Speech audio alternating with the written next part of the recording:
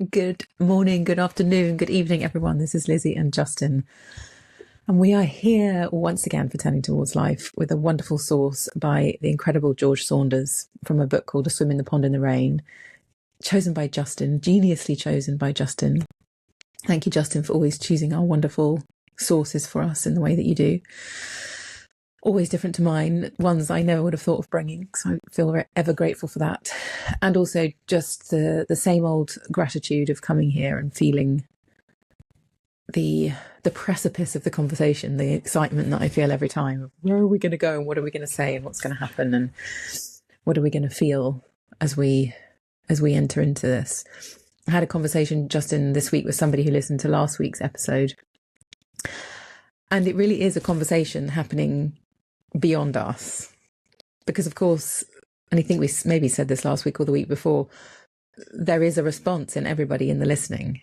And then when I get to hear any of that response to what we've been saying by way of a conversation outside of you and I here, it just shows me how much of a conversation is being generated in the world, in people's inner worlds and between people. If they listen together or they listen individually and then talk about it, or they just listen on their own and they're in a dialogue inside of themselves about what we're bringing and saying.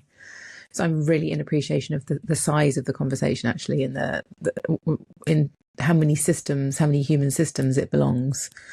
I'm really grateful to be continuing on as we do each week and hearing from people. I love hearing from people who've listened. I'm so excited and intrigued and energized when I hear and I'm in conversation about what this means to people. So thank you, everybody who's been in contact with us recently. It's wonderful. And as ever, please just do the thing and be in touch with us. We love to hear from you. And good morning, good afternoon, Justin. Hey, Lizzie. I'm really pleased to be here too. I'll just pick up on what you just said immediately to say, if you're with us and you do want to be in touch with us, one way is to join our Facebook group. Just search for Turning Towards Life and ask to join. But the other way, the sort of really direct way, is you can email us. hello@turningtowards.life is the way that reaches both of us, or Justin or Lizzie, LIZZIE @turningtowards.life will reach each of us. And it really is wonderful to hear from people. And I'm thinking as we head into this source, Lizzie, just to say for anyone who is new to Turning Towards Life, we always begin with a source. And our conversation, yours and mine, Lizzie, is first it's a response to the call that the source makes, and then it's a response to one another. Mm-hmm. And we know, as you've been saying, that inevitably what happens when those of you who are with us listen is that there are responses arising in you too. So we're genuinely in call and response with one another. And that's the whole very simple premise of this very long conversation. We're on our 379th conversation in this series, and they're all available at turningtowards.life on the web. And if you subscribe on a podcast, and you can go back, we've talked about a lot of things over this time. We've also repeatedly talked about one thing, which is about how we might enter into our lives with depth and integrity and creativity and responsiveness and all the things it takes to be alive at this time. I'm very, very grateful to George Saunders. This source we're about to read comes from his book, A Swim in the Pond in the Rain, which I heartily recommend. It's a series of Russian short stories by famous Russian authors Tolstoy and Tolstoy, actually, at the moment, is the only person I remember, Gogol. But what happens is you get to read the story and then you get to read George Saunders' response to the story. So actually, Lizzie, the structure of that book is like the structure of Turning Towards Life. He's got a source and then he responds to the source. So this is from a chapter near the end of the book, which is the response to a story. And it's a wonderful response. And this part, as many parts of this, really touched me. And I thought it would be good for us to begin with. So you can find the source in the podcast show notes. You can find it on the turningtowards.life website, along with all the videos. And we're on YouTube, and then we're in all the podcast places at Apple and Spotify and Google Podcasts and all of those. So you can always find it there. It's called It's Hard to Be Alive. Every human position has a problem with it. Believed in too much, it slides into error. It's not that no position is correct, it's that no position is correct for long. We're perpetually slipping out of absolute virtue and failing to notice, blinded by our desire to settle in, to finally stop fretting about things and relax forever and just be correct, to find an agenda and stick with it. It's hard to be alive. The anxiety of living makes us want to judge, be sure, have a stance, definitively decide. Having a fixed, rigid system of belief can be a great relief.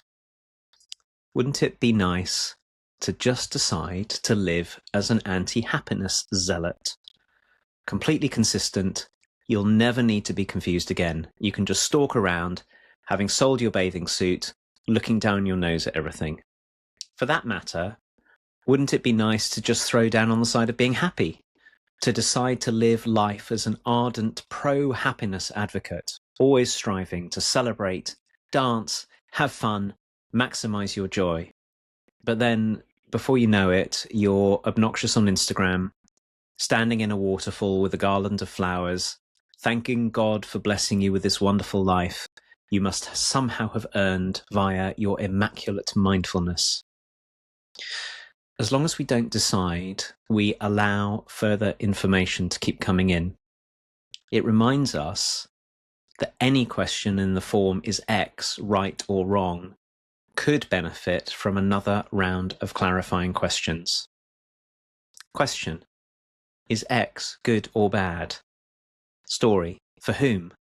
On what day? Under what conditions? Might there be some unintended consequences associated with X? Some good hidden in the bad that is X, some bad hidden in the good that is X. Tell me more. Every human position has a problem with it. Believed in too much, it slides into error. It's not that no position is correct, it's that no position is correct for long.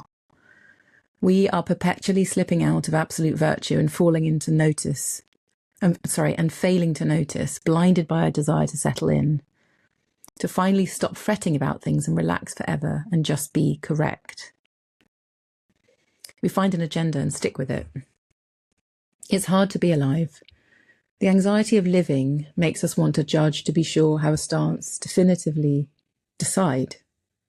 Having a fixed, rigid system of belief can be a great relief. Wouldn't it be nice to just decide to live as an anti-happiness zealot, completely consistent? You'll never need to be confused again. You can just stalk around, having sold your bathing suit, looking down your nose at everything. For that matter, wouldn't it be nice just to throw down on the side of being happy? To decide to live life as an ardent pro-happiness advocate, always striving to celebrate, dance, have fun, maximize your joy. But then, before you know it, you're obnoxious on Instagram, standing in a waterfall with a garland of flowers, thanking God for blessing you with this wonderful life you must have somehow earned via your immaculate mindfulness.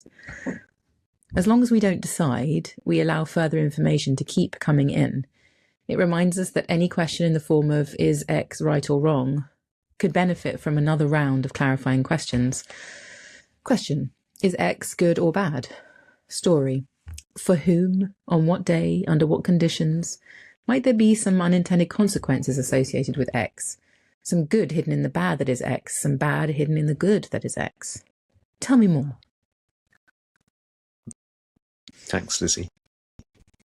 It's wonderful hearing this read, actually, just to sort of feel it in a human voice. There's lots to say, and I suppose one of the reasons why this particular source spoke to me so quickly is I think at this point in history, so beginning of 2025, who knows when anybody might be listening to this conversation, to see one of the things that we are really wrestling in the world is sort of like an explosion of certainty.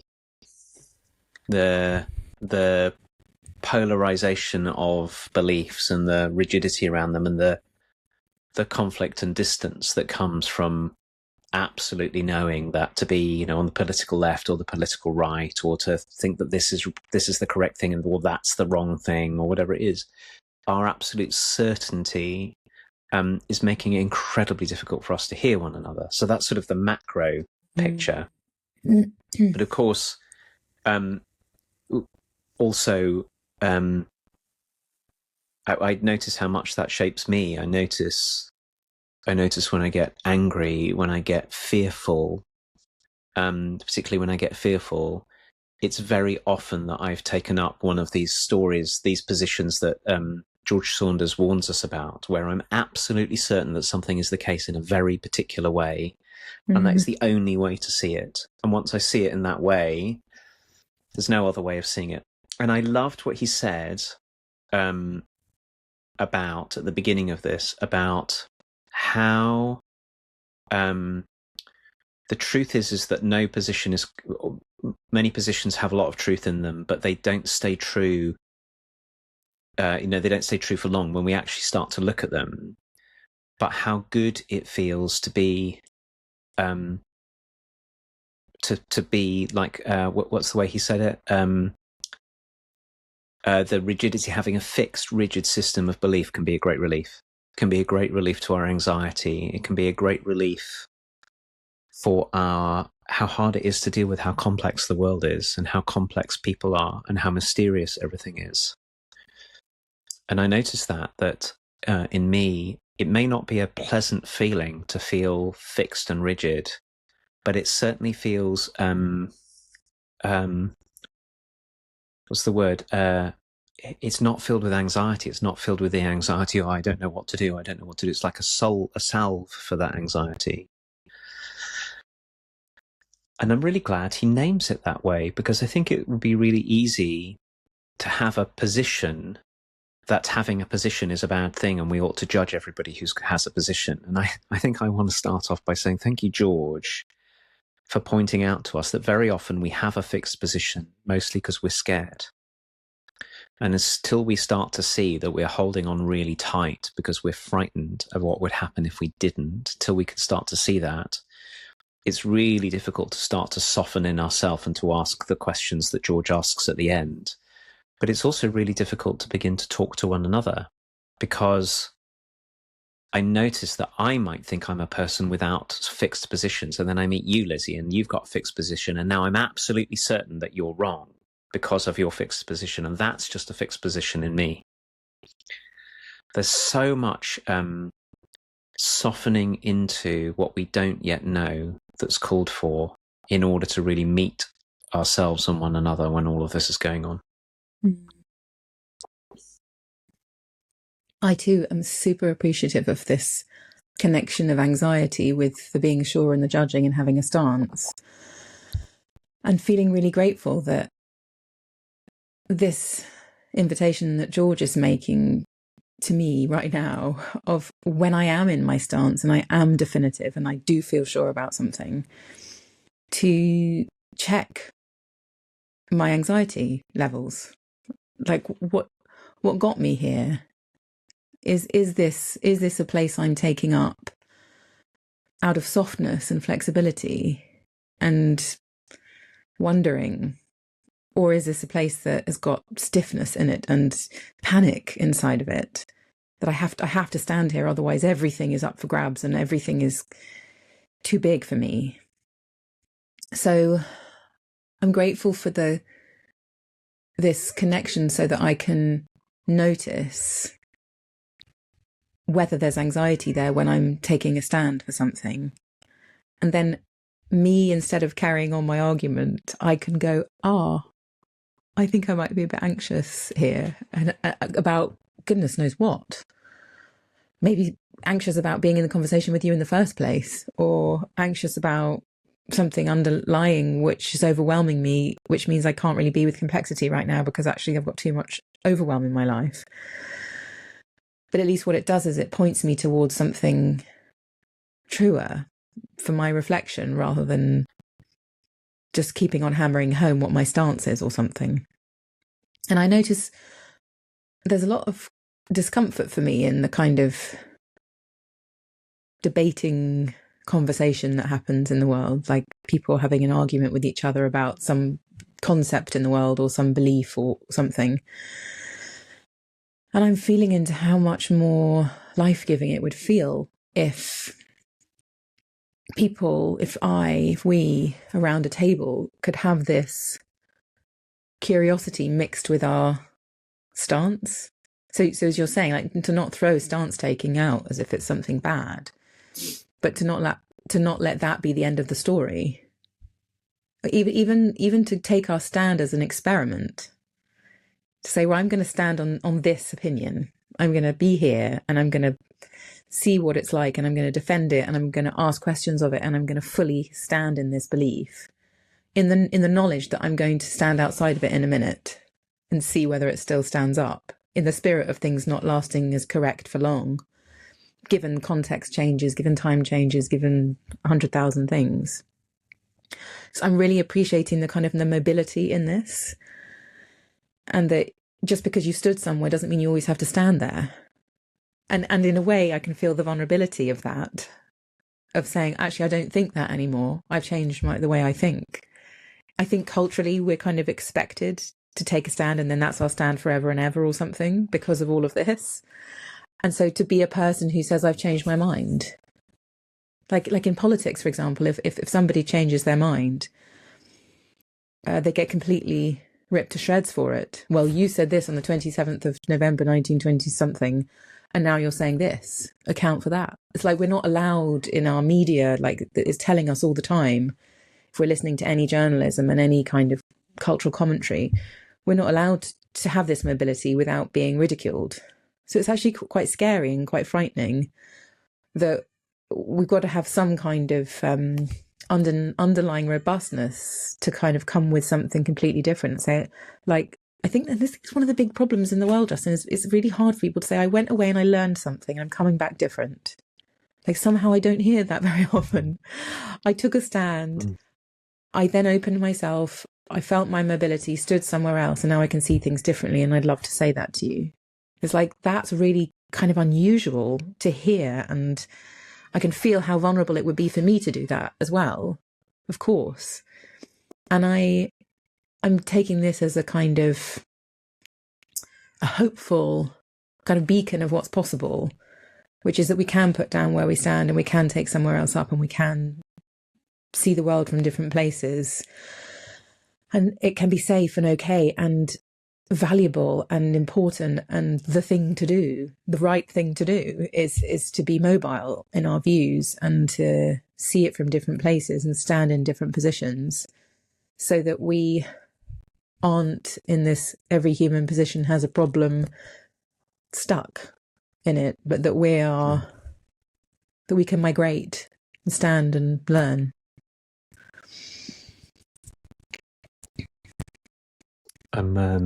There's so much in what you're saying, Lizzie, to respond to. I think the first thing that's happening in me is thinking afresh about what we do for one another around this. So there's what seems to me you're pointing us to is that there's the difficulty that we each have, which is that we might, just to quote George Saunders again, he says every human position has a problem with it, but it's not that no position is correct. It's that if we hold on to them for too long and too tightly, that we slide into error where we're absolutely sure. And I was thinking about, we've talked a lot about parenting, I was thinking a lot about, rules about parenting. Every child should ... And there might be wisdom in that every child should. But then you actually have to look, is it true for this person, for this child at this time, in this context? Yeah. Is it always good? Might there be bad in the good? Might there be good in the bad, apparent bad in the other position about what it is? Every child should have a, structured bedtime or something. You can start to see this. And it's really important.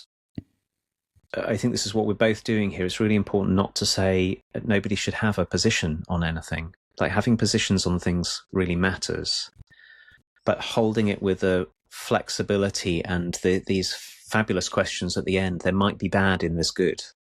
There might be good in something else I think bad. It might be different in different contexts. That move itself is an enormous liberation, is to see that what's true is contextual and different for different people at different times. But then you said something that really struck me. You said, when we change our position, it's a vulnerable thing to do, particularly if we've been very emphatic about a position beforehand, like this is right.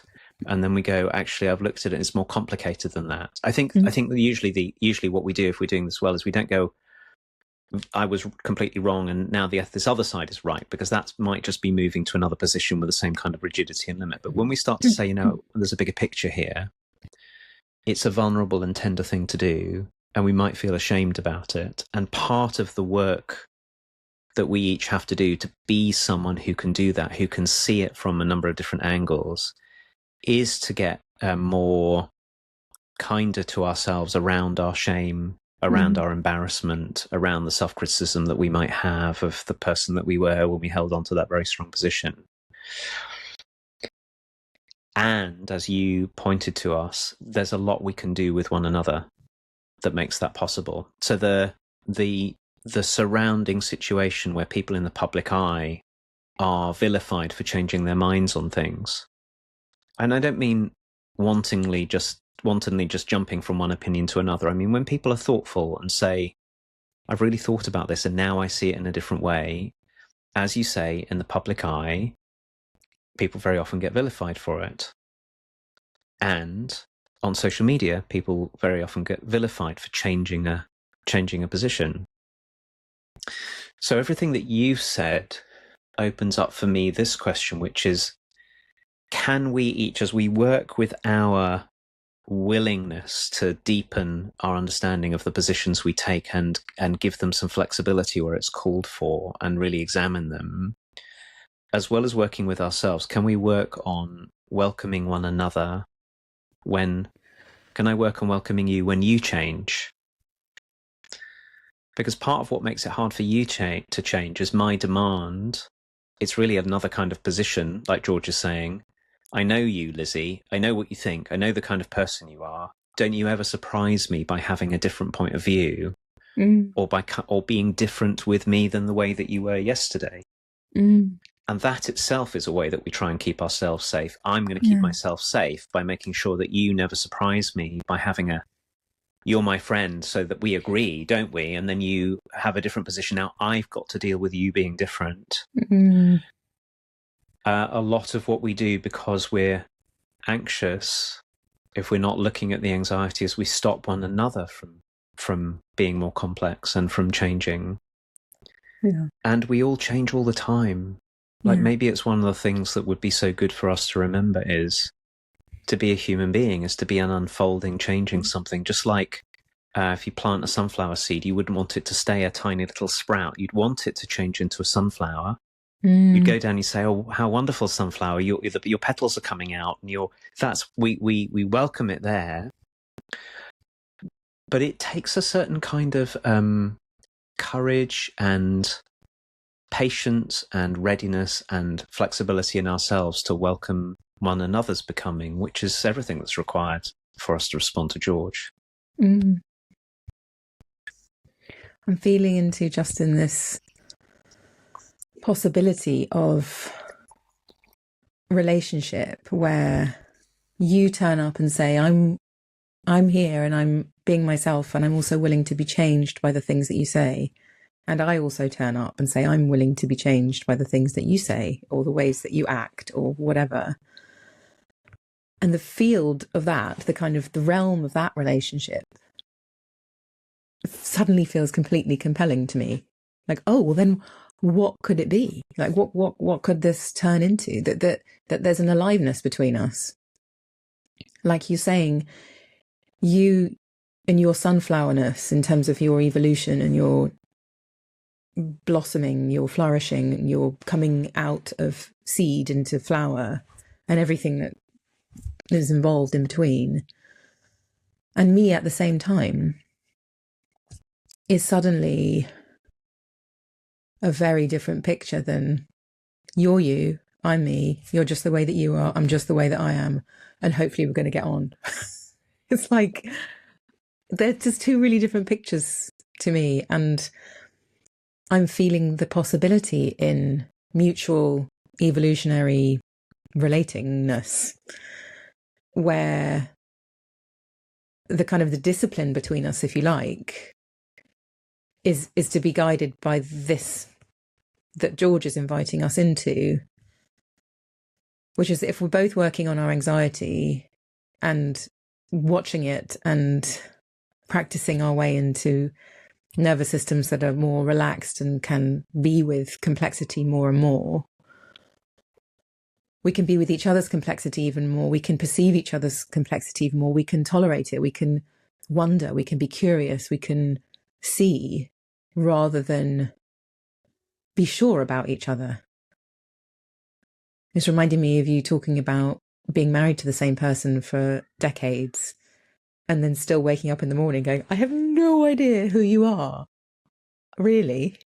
I know that you like your tea a certain way and that this is how you fold your clothes and la da da da da.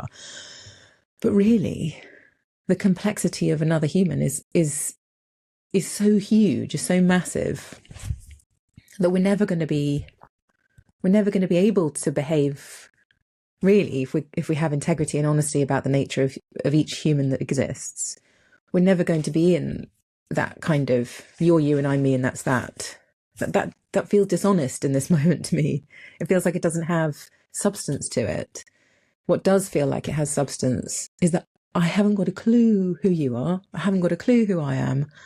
Let's see who we are today, maybe if we can. Like that feels more honest to me, given the possibilities in each of us, the vastness of each of us, that we could wake up 30 years down the line and suddenly something different could happen, or every day be different somehow.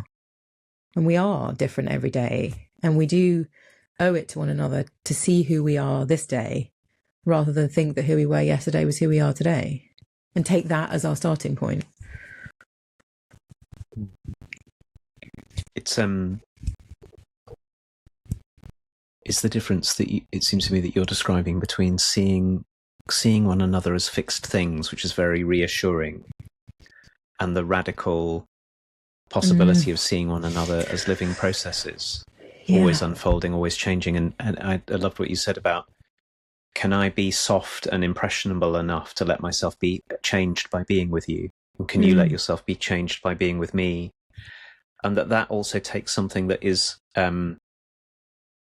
requires some attention in both of us, because I might worry that if I'm going to be changed by you, that I'd lose myself. You know, some of us collapse. We get too small in the presence of others. So there are others of us, by the way. I think it's worth saying, and I've certainly have this sometimes, is I don't know anything about what I think. I'll just talk to Lizzie, and then I'll talk to Lizzie, and then I'll just what I think will be what you think. In other words, I give up my own integrity and my own center. And I think sometimes we get worried that that's what's going to happen, or we know that we've done that in the past. And so then in response, we get rigid. Well, I'll just hold my position. But in thinking, it's a little bit like, I once heard the distinction between a position and a stand being made. Like a position is like, I'm going to be right here. And a stand is more like, here's what I'm committed to. Here are the values and principles that I'm committed to in my life. And I can move and take many positions inside that. And then if I don't get too big, like I'm just going to get stuck and try to dominate you and make sure that you stay the same and you never change. And if I don't get too small and just sort of give up on myself every time you say something, there's an exquisite kind of to and fro between the center that I am and the center that you are, like the centeredness that I am and the centeredness that you are, in which I can both be me with all of my history and all of my values and everything that I'm committed to. And I can be with you, and I can be changed by you as I'm with you. And it's a bit like willow trees bending in the wind in response to one another or something. Now, sometimes I may really move my stand. I may listen to you and be so affected by what you have to say that the center of me moves somewhere else. But before that, there's a kind of an interchange between the centeredness of two people that can happen, where we're giving and taking and listening and being changed by, and not giving up on ourselves. And that was what struck me. It really helps for us to attend to is, can I be me whilst being changed by you? Both of those, holding both of those at the same time. Yes, you can. Here. And yes, of course. I feel changed all the time by the things that you say, Justin, and that's been happening for a long time. And I think what I can feel, though, is that when, just to speak of this context that's truthful in this moment, when you speak and I find my curiosity and openness to what you're saying and I trust you, I let myself fully stand where you're standing, if you know what I mean. And then I come back to my stand and see how my stand is changed because of having stood where you stand. Like, as in, it's possible to be mobile in myself. Like, I can say, okay, well, let me think how Justin's explaining to me the way that he's thinking right now and what your view is. Let me imagine what it feels like to be there, and then return to the place and feel how different that place is now I've included your stand in it. And of course, it's like infinitely complex. And goodness knows, I have so many moments where I think, oh gosh, I think I just need to like do something really simple, like stick labels on envelopes or something for a good few weeks to kind of, I don't know, recoil from the complexity or something, just to kind of take care of myself a bit. Because I do find that the more I open, the more complex life becomes. But then I wouldn't have it any other way. It's a bit like you kind of can't unsee something you've seen. It is the nature of life. Complexity is the nature of being a human and being in relationship and being in bigger systems and being in a family and doing things in the world. And so whilst there is a kind of a bigness to it, I wouldn't change it because it's really what life is made of. And it feels like it has integrity to stand in the middle of it and say yes, and see if I can breathe and practice myself into the size that's required to be with the kind of complexity that's here. So I feel really grateful to be able to articulate that, you know, to kind of, to say what it's like and to say here that that's what I'm doing. I think maybe this is also another definition of listening. Like, what it means to listen is to allow you to change me, to allow myself to be changed by you, and to fully be able to, as best I can, stand in the place where you're standing and feel the world from where you're feeling it, so that I can include that in my own understanding of what life is like for us. Because, of course, life is different for me than it is for you. But if I can find usness, listen to the point of usness being real, my sense, my holding of life is much wider and broader and has more integrity than if I'm in my little defended position, which doesn't feel whole or generous or expansive in the way that it seems to me that aliveness would have me understand. But as a place to end it, I have a new thought growing in me, Lizzie, from what you were just saying about aliveness, which is this. One way of thinking about this is that we each, if we just take you and me, Lizzie, and of course this extends to all of you who are listening, who are alongside us or watching. You, Lizzie, are life looking out at the world from the place that you are, and I am life looking out at the world from the place that I am. And not only are we in different places, like I'm sitting where I am and you're sitting where you are some distance away, you have grown up in the body, the unique body that you have, surrounded by the unique history and people that you're surrounded by, and I have too. So we are life looking out at the world from different locations.